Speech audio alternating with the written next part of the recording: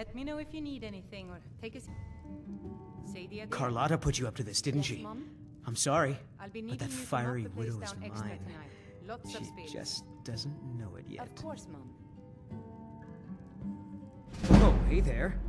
I didn't mean to make you upset. On my honor, Carlotta won't have to worry about me again. It's the leaving that's hardest, I know.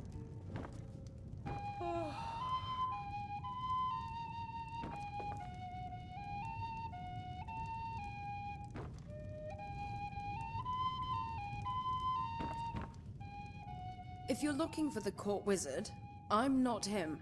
Farengar is the one you want. If you wish to speak with him, you'll find him somewhere in the general direction of boredom. Now, if you'll excuse me, there's this invention called wine that requires my immediate attention. So you just want a wizard? You've still come to the wrong place. Walk outside, make a left, and tell Bjorlum you want to go to Winterhold. I'll be making my own trip to the bottom of a bottle, where I plan on staying for the conceivable future.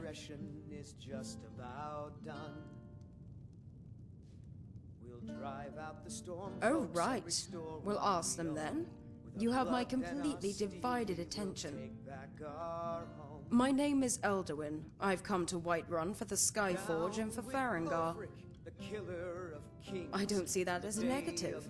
My Nord friends often chide me for neglecting the rich history of Skyrim, as if I was ignorant of it.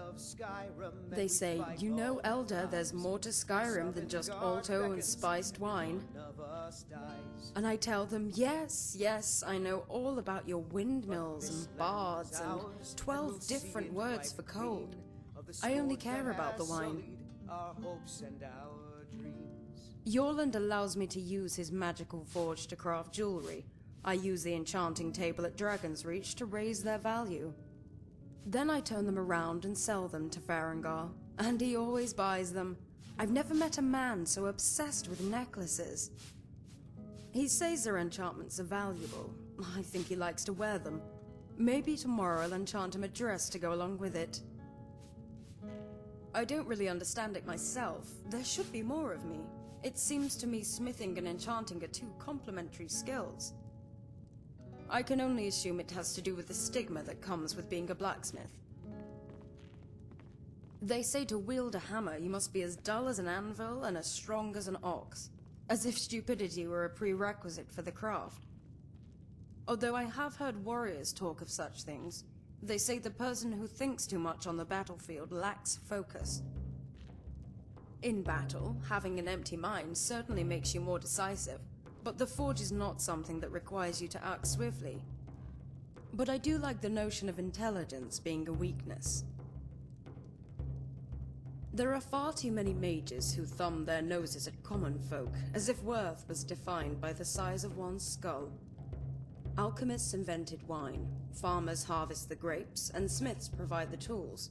So, to me, each is worth more than all the mages in Winterhold.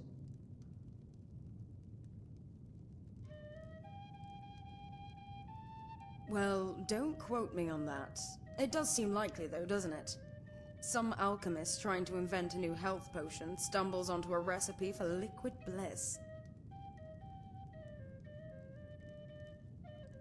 When it comes to examining wine, I'm still just a novice, although I have picked up the basics. Well, supposedly the color can tell you the wine's provenance, as well as the conditions it was developed in, serving as an indicator of how it will taste. Wine tasting is apparently all about discovery, yet I've discovered that I enjoy drinking wine more than I enjoy tasting it. So let the nobles sniff and swirl their goblets. I prefer to swallow my wine like a common rube. Can I both agree with your assessment and still not care about it? That seems to be the way my attitude is leaning. Let the experts tilt their goblets this way and that way. I'll be tilting mine right into my mouth. Caves are the best place to find packs of wolves, or bears, sometimes even trolls. Unfortunately, by myself, they provide a bit of a challenge. There used to be 3 other mages in my faction, a motley bunch to be sure. A Khajiit, a Redguard, a Nord, and myself. 4 mages can be a formidable party, especially when their talents complement each other. As a result, I can afford to make mistakes. Mistakes like trading our last healing potion for a flask of wine. Not a problem when the Redguard was there to restore my wounds. Thankfully, the one talent I do have serves me well. It turns out most feral beasts in Skyrim are susceptible to fire. Victim to the squalls of battle, I'm afraid. It matters not if you are a novice or an archmage. All it takes is a single misstep. The Khajiit was first. We all knew it'd be him. Then our numbers were 3. Next came the Redguard, then the Nord, and soon only I remained.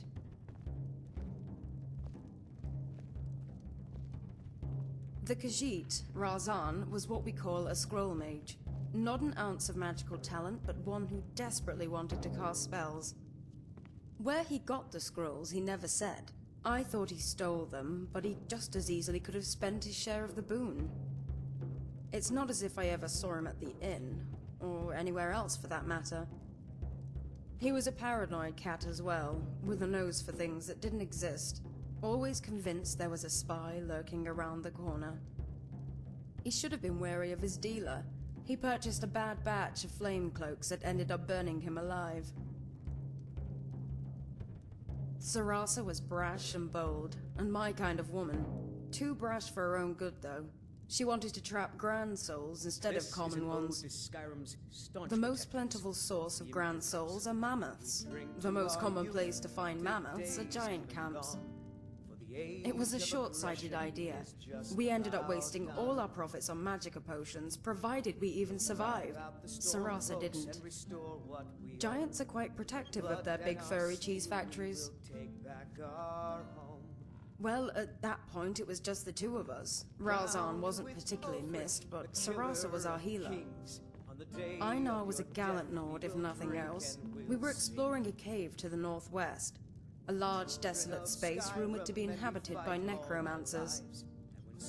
We entered the main chamber, which was hollow, save for the long fangs of rock that jutted from the ceiling. It was in the shadow of these fangs that the spiders lived, and from there they descended. We stood back to back as they surrounded us, his hands shrouded in ice, mine cloaked in fire. I wanted to set them aflame, to oblivion with soul traps. A waste of magicka and time, but Einar saw fit to waste both. Indeed, it was his soul trap that set them upon us. At one point I couldn't distinguish the live ones from the corpses, so I burned them all. We had managed to clear the path to the exit, however, and were just about to escape when a spider the size of the moon dropped from the ceiling. At this point, Einar and I were both out of magicka, and we each had 1 stamina potion left. Of course, mine was technically a wine bottle. It was an old vintage, from the wineries of the Isle that I was saving until death. Einar asked me if I wanted to trade. He said I wouldn't have much use for it, seeing as I was going to live a long, healthy life.